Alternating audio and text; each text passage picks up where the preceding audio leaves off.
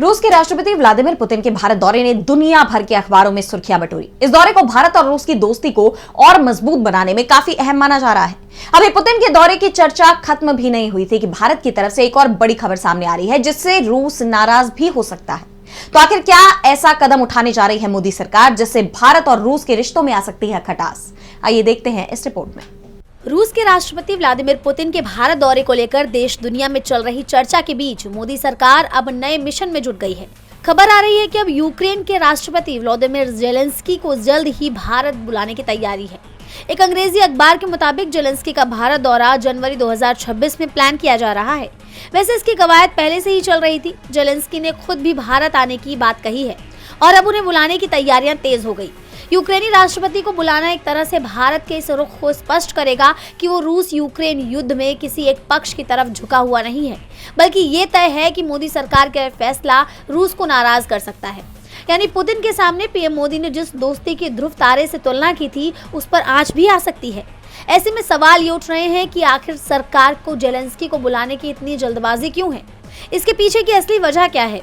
क्या रूस और भारत की दोस्ती का जो नज़ारा पूरी दुनिया ने देखा, उससे अमेरिका नाराज हो सकता है? और टैरिफ जो अभी 50% है, वो आने वाले वक्त में और कड़ी कार्रवाई का रूप ले सकता है। क्या इस वजह से मोदी सरकार डरी हुई है?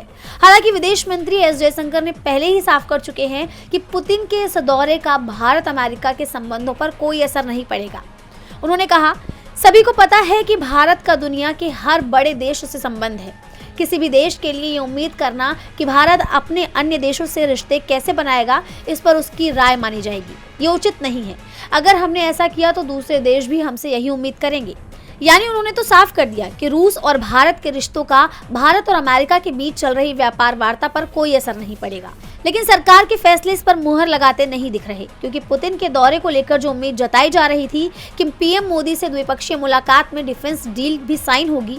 चर्चा थी कि इस दौरे पर S-400 एयर डिफेंस सिस्टम, जो ऑपरेशन सिंदूर के दौरान ढाल बना हुआ था, Su-35 लड़ाकू विमान को लेकर कोई समझौता होगा, लेकिन ऐसा नहीं हुआ।